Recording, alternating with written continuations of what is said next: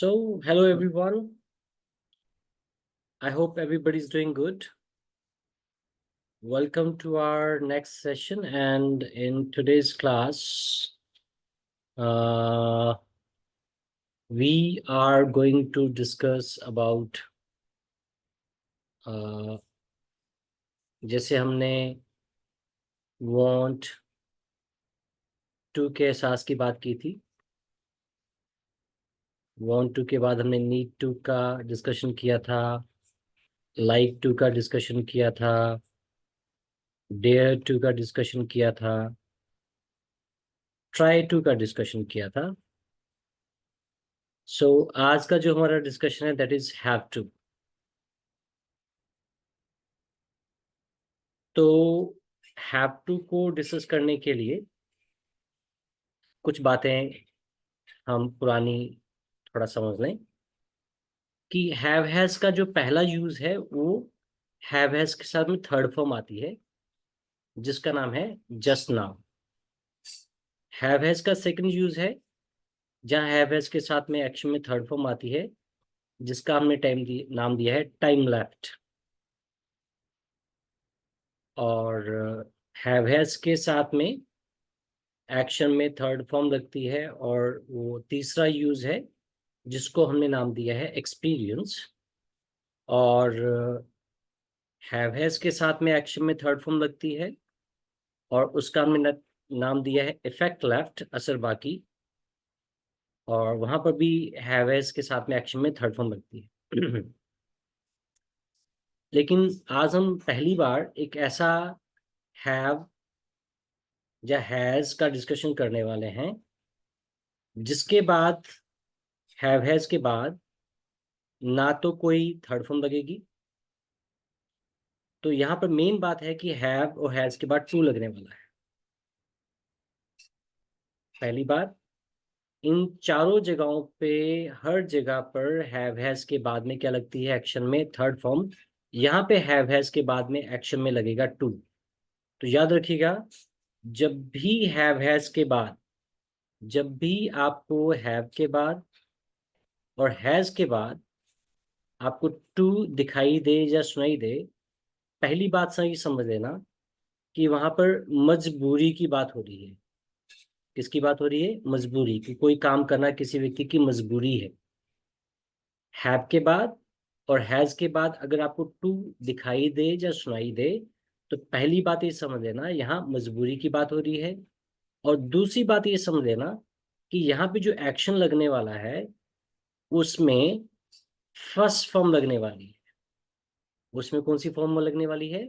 Action के साथ में यहाँ पर फर्स्ट फॉर्म लगने वाली है। ये बात का आपने ध्यान रखना। ठीक है, चलिए बात का डिस्कशन शुरू करते हैं कि हैव हैज के बाद में किस तरीके से मजबूरी की बात करते हैं। कि अगर देखिए, दवाई खाना सबकी मजबूरी होती है। कोई व्यक्ति को इच्छा या पसंद या, है ना, वो सब चीजें नहीं होता है। तो एक्शन सपोज हम यहाँ ले लेते हैं, टेक मेडिसिन। तो अगर दवाई खाना आए की मजबूरी है, आय लगा दो यू की मजबूरी है, यू लगा दो दे की मजबूरी है, दे लगा दो वी की मजबूरी है, वी लगा दो ही की मजबूरी है, ही लगा दो शी की मजबूरी है, तो शी लगा दो। हाँ, आई यू दे वी की मजबूरी है तो लगा दो have to. And take medicine, he she की मजबूरी है तो बन जाएगा हैज टू टेक मेडिसिन। याद रखिएगा, हैव और हैज के बाद टू आए, पहली बात मजबूरी की बात हो रही है। दूसरी बात, अब यहाँ पर हैव हैज के बाद में, हैव और हैज के बाद टू के बाद में जो एक्शन लगने वाला है उसमें फर्स्ट फॉर्म लगने वाली है। सो आई होप यहाँ तक आपको क्लियर हुआ होगा। अब मैं इसको कंपेयर करूंगा आपको वांट के साथ। जैसे I want to take ice cream, I want to take ice cream. अच्छा, यू की इच्छा है, you want to take ice cream, they want to take ice cream, we want to take ice cream. He she की इच्छा है तो वहां पे आ जाएगा वांट्स टू। तो wants to take आइसक्रीम। तो चेक कीजिएगा, यहाँ पे ही शी की बात होते ही आपने क्या किया, want में एस ई एस लगा दिया। तो want में जब एस या ई एस लगता है तो उसका बनता है wants। उसी तरीके से मजबूरी की अगर हम बात करें तो आई की मजबूरी है तो I have to, you have to, they have to, we have to. He की मजबूरी है तो देखो हमने जैसे want में एस लगाया तो wants बना, लाइक में एस लगाते हैं तो लाइक्स बनता है ना। उसी तरीके से नीड में एस लगाते हैं तो नीड्स बनता है, ट्राई में एस लगाते हैं तो ट्राइज बनता है, डेयर में एस लगाते हैं तो डेयर्स बनता है। उसी तरीके से हैव में अगर एस लगाए, एच ए वी, हैव में अगर एस लगाए तो वो बनता है हैज। हाँ वैसे तो बनना चाहिए हैव्स, लेकिन हैव्स ना बनकर के हैज बनता है। इस बात को आपने ध्यान में रखना है कि वांट में एस लगा, वांट्स बना, ठीक है। लाइक में एस लगा, लाइक्स बना, नीड में एस लगा, नीड्स बना, ट्राई में एस लगा, ट्राइज बना, और डेयर में एस लगा तो डेयर्स बना। लेकिन हैव में जब एस ई एस लगता है तो वो हैव्स ना बन करके, देखो कायदे की बात तो ये है कि अगर हैव में एस लगा है तो बनना चाहिए हैव्स, बट वो हैव्स ना बन करके बनता है हैज। आई होप ये बात आपको क्लियर हो होगी। यही बात हम यहाँ पे कर रहे हैं कि अगर आई की मजबूरी है तो I have to, you have to, they have to, we have to. He she की मजबूरी है तो जैसे ही हमने हैव में एस ई एस लगाया तो बन गया हैज टू। इसका मतलब ये हो गया कि यहाँ पर अगर एस ई एस लगा है तो यहाँ पे अगर मेरे को सवाल पूछना है तो यहाँ पे क्या छिपा हुआ है, डज। याद रखो कि जब आपको मालूम है कि जब वॉन्ट्स में एस ई एस लगा है तो वहां पर डज छिपा होता है, नीड्स में भी डज छिपा होता है, लाइक्स में भी डज छिपा होता है। उसी तरीके से यहाँ पर हैज में अगर सवाल पूछना है तो वहां सवाल मेरा डज से बनेगा। और यहाँ पे क्योंकि एस ई एस नहीं लगा हुआ तो यहाँ पे अगर मेरा सवाल बनना है तो वो डू से बनना है। याद रखिएगा वो सवाल डू से बनना है। इसी बात की प्रैक्टिस हम यहाँ पर आपको करके दिखाता हूँ। चेक कीजिएगा, आई हैव टू है ना, इसको मैं यहीं पे लिख रहा हूँ आपके सामने। I have to take medicine, you have to take medicine, they have to take medicine, we have to take medicine। he और she के लिए हमने लगा दिया has to take medicine। तो यहाँ एस ई एस लगा है, इसका मतलब यहाँ पे अगर मेरे को सवाल बनाना है तो सवाल में मैंने चेक किया एस ई एस लगा है, एस ई एस लगा है, तो यहाँ पे सवाल बनेगा डज से। तो सवाल बनेगा डज ही, जहाँ डज शी। अब ये एस सी एस से मुझे पता चला यहाँ डज छिपा हुआ है, और जब डज लग गया तो यहाँ हैज में से एस सी एस खत्म हो जाएगा। तो सवाल बनेगा does he have to, does she have to take medicine. और यहाँ पे देखो एस सी एस नहीं लगा हुआ, एस सी एस नहीं लगा हुआ, तो यहाँ पर ना तो देखो ये सेकंड फॉर्म लगी हुई है, तो यहाँ पर ये डिड भी नहीं छिपा होगा, है ना। Is am are was were यहाँ दिख ही नहीं रहा। तो सिंपल सी बात है कि यहाँ पे अगर सवाल बनने वाला है तो सेकंड फॉर्म नहीं है तो इसलिए यहाँ डिड छिपा हुआ नहीं है। Is am are was were तो दिख ही नहीं रहे, ठीक है। हैव हैज के यहाँ थर्ड फॉर्म लगी नहीं हुई तो हैव हैज बाहर आ नहीं सकता। तो यहाँ पर एस सी एस लगा होता है वहाँ डज होता है, और जहाँ एस सी एस नहीं लगा होता तो वहाँ डू होता है। तो यहाँ पे मैं सवाल पूछूंगा तो पूछूंगा, अपने आप से पूछूंगा तो do I have to, do you have to, do they have to, do we have to. तो सब जगह अगर सवाल बताना है तो हैव टू लगा दूंगा, और हैव टू के बाद में दवाई खाने की अंग्रेजी होती है टेक मेडिसिन, तो मैं वो लगा दूंगा do you have to take medicine, do I have to take medicine, do they have to take medicine, do we have to take medicine, does he have to take medicine, does she have to take medicine। तो हिंदी अगर देखें तो क्या, तुम्हारी दवाई खाना मजबूरी है, क्या उनकी दवाई खाना मजबूरी है, क्या हमारी दवाई खाना मजबूरी है, क्या ही की दवाई खाना मजबूरी है, तो क्या शी की दवाई खाना मजबूरी है क्या। आई होप आपको यहाँ तक क्लियर हुआ होगा। अब इसको थोड़ा सा और एडवांस में लेके चलते हैं।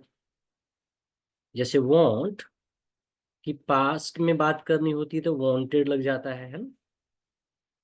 नीड की बात करनी होती है तो नीड का नीडेड हो जाता है। ट्राई का ट्राइड हो जाता है। डेयर का डेयर्ड हो जाता है ना। उसी तरीके से अगर पास में मजबूरी की बात करनी होगी तो हैव का या हैज का हो जाएगा पास में हैड, तो हैड टू याद रखिएगा। जैसे मान के चलो अगर डेयर्स टू है तो डेयर्स टू का भी पास में क्या बनेगा, डेयर्ड। ट्राई और ट्राइज का भी बनेगा ट्राइड। नीड और नीड्स का भी बनेगा नीडेड। वांट और वांट्स का बनेगा वांटेड। तो हैव और हैज का पास में बनेगा हैड टू। कि प्रेजेंट में मजबूरी है, ठीक है, प्रेजेंट में मजबूरी है, हैव टू, हैज टू लगा दो। पास में मजबूरी है, दोनों जगह आ जाएगा हैड टू। हैड टू आ गया, इसका मतलब सेकंड फॉर्म आ गई। पास की बात हो रही है तो यहाँ पे अगर सवाल बनेगा, क्योंकि सेकंड फॉर्म लगी है तो यहाँ सवाल बनेगा फिर डिड से। उसी को हम यहाँ पर प्रैक्टिस कर लेते हैं। यहाँ पे देखिएगा, इसको हम प्रैक्टिस कर लेते हैं कि अगर आई ने बोला कि आई हैड टू, पास की बात हो रही है, देखा I had to take medicine. You की मजबूरी है, you had to take medicine, they had to take medicine, we had to take medicine, he had to take medicine, she had to take medicine है। Second form लगी हुई है सब जगह। Second form लगी हुई है तो मेरे को सवाल कैसे बनेगा फिर, डिड से बनेगा। तो सवाल बनेगा फिर did, did I, did you, did they, did we, did he, did she, और सब जगह आ जाएगा हैव टू। क्योंकि पास में एस सी एस तो लगता नहीं, तो सब जगह हैव टू आ जाएगा। तो did you, did I, did they, did we, did he, did she have to take medicine. Medicine, CIN। I hope it's clear to you. तो मजबूरी की अगर हमने बात करनी है, होल्ड कीजिएगा, मजबूरी की अगर हमने बात करनी है, मजबूरी को लेकर के, तो मजबूरी की अगर हम बात करें तो अब मैं तीनों को इकट्ठा डिस्कस कर लेता हूँ कि प्रेजेंट में मजबूरी हो तो क्या करना है, फ्यूचर में मजबूरी है तो क्या करना है। तो देखिए, प्रेजेंट और फ्यूचर में मजबूरी की बात करनी है तो तरीका सेम है। पास्ट में अलग है, पास्ट में सब जगह क्या आ जाएगा, प्रेजेंट में बात करनी है तो हैव टू और हैज टू लगा दो। पास्ट की बात करनी है तो हैड टू लगा दो, है ना। और प्रेजेंट और फ्यूचर की बात करनी है तो सवाल डू डज से बनेगा। जैसे do you have to action. He की बात करेंगे तो does he have to action. ये तो हुई कहाँ की बात, प्रेजेंट की। फ्यूचर की बात करनी है, फ्यूचर की बात कर लो, FUTURE। फ्यूचर की बात करनी है, फ्यूचर की बात कर लीजिए। Do you have to action tomorrow.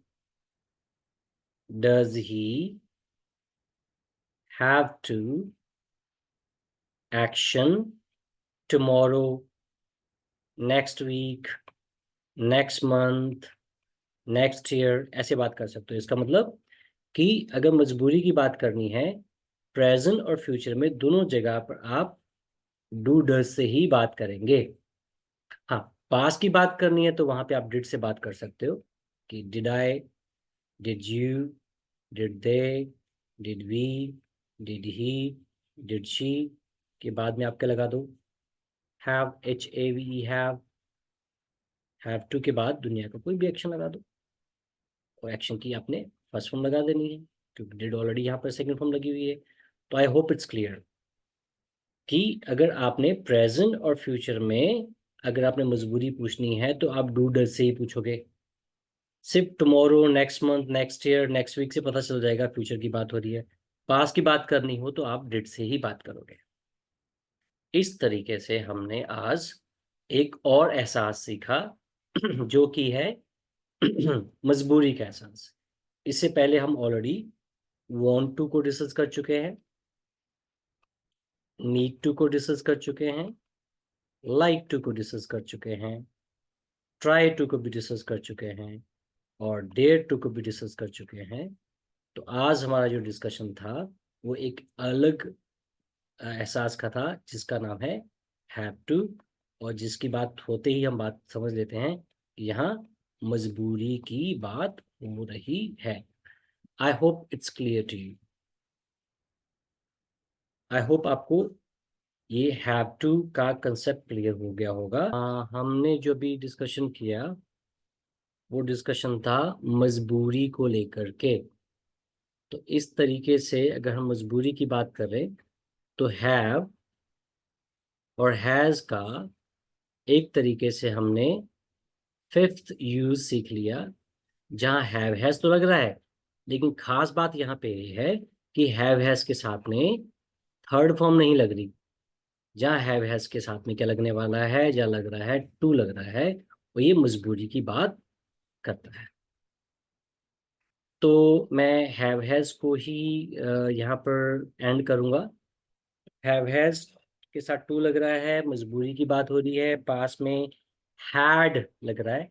इस तरीके से आज हमने हैड को भी समझा। पहली जगह हमने हैड का भी डिस्कशन किया जहां पर हैड लगता है। इससे पहले कि किसी भी क्लास में हमने हैड का कहीं कुछ जिक्र नहीं किया। इसका मतलब हैड का भी एक स्टार्टिंग हो गया कि एक जगह आती है जहाँ हैड लगता है, और वो जगह होती है मजबूरी की। जहां पर पास में मजबूरी की बात होती है तो वहाँ हैड लगता है, टू लगता है उसके साथ में। उसके साथ आप एक्शन की फर्स्ट फॉर्म लगा करके बात करते हैं। और उस प्रैक्टिस पे मैं क्या कर सकता हूँ, आपको अलग अलग टाइम के क्वेश्चंस बना के दे सकता हूँ। जैसे हम प्रेजेंट के कुछ सवाल बना सकते हैं कि प्रेजेंट के कुछ सवाल बना सकते हैं, जैसे do you do you have to get up early. क्या तुम्हें सुबह जल्दी उठना पड़ता है? अब आपके पास दो जवाब हो सकते हैं, yes I have to get up early. जब मना करोगे कि नहीं मेरे को कोई मजबूरी नहीं है, मेरे को नहीं उठना पड़ता, ऐसा कुछ नहीं है, I do not have to get up early. तो ये प्रेजेंट में हमने यू के बारे में बोला जहां डू लगा हुआ है। इसी तरह का डिस्कशन हम ही के बारे में कर सकते हैं, जैसे does he have to does he have to study. क्या उसकी मजबूरी है पढ़ाई करना? अगर तो उसकी मजबूरी है तो बोलोगे ही हैज टू स्टडी। नहीं, उसकी मजबूरी नहीं है तो he does not have to study. इसको थोड़ा सा अच्छे से देख लीजिएगा, चेक करो। यहाँ डज आया है ना, इसलिए यहाँ पे हैव हैज नहीं लगा। हाँ, हाँ में आंसर देना था तो हमने यहाँ हैज लगा दिया। अच्छा, यहाँ मना में आंसर देना है तो क्योंकि सवाल डज से पूछा है तो मना भी डज नॉट से होगा। जो डज नॉट से हुआ तो फिर देखो यहाँ पर हैज नहीं आया, यहाँ पर हैव ही आया, है ना। इसी तरीके से अब हम इसको हम पास के डिस्कशन में ले जाते हैं, जैसे did you have to study. क्या तुमको पढ़ाई करना पड़ा था? अब इसके दो आंसर हो सकते हैं, आई हैड टू स्टडी। मना करोगे तो बोलोगे I did not have to study. Check करो इसमें क्या हुआ। इसमें डिड लगा था तो फर्स्ट फॉर्म लगी, आंसर में देखो सेकंड फॉर्म आ गई। अब यहाँ फिर से डिड आया है तो यहाँ पे फिर से फर्स्ट फॉर्म आई है। तो ये हमने ये वाला और ये वाला प्रेजेंट में डिस्कस कर लिया, ये वाला पास्ट में डिस्कस कर लिया। फ्यूचर में डिस्कस कर लेते हैं। जैसे do you have to, do you have to study next month. अब कैसे पता चल रहा है फ्यूचर की बात है, नेक्स्ट मंथ से है ना? हमें आंसर होगा तो बोलोगे I have to study next month. मना कर दोगे I do not have to study next month. यही बात ही की होगी तो बनेगा सवाल does he have to study next month. हाँ में आंसर हो गया तो बोलोगे he has to study next month. मना करोगे तो बोलोगे he does not have to study next month. यहाँ पे मैं आपको फिर से एक्सप्लेन कर देता हूँ कि डज लगा है इसलिए देखो यहाँ एस सी एस नहीं आया, और यहाँ डज नहीं लगा है इसलिए एस सी एस आ गया। यहाँ ऑलरेडी डज लगा है तो फिर यहाँ पे एस सी एस नहीं आया, और ये फ्यूचर की बात हो रही है। ठीक है, इस तरीके से हमने इसको हैव को, हैव टू को हर तरीके से डिस्कस कर लिया है। अब आप सिर्फ ये कर सकते हो कि इसमें अलग अलग जगह पर अलग अलग एक्शन लगा करके आप सारा का सारा कन्वर्सेशन कर सकते हैं।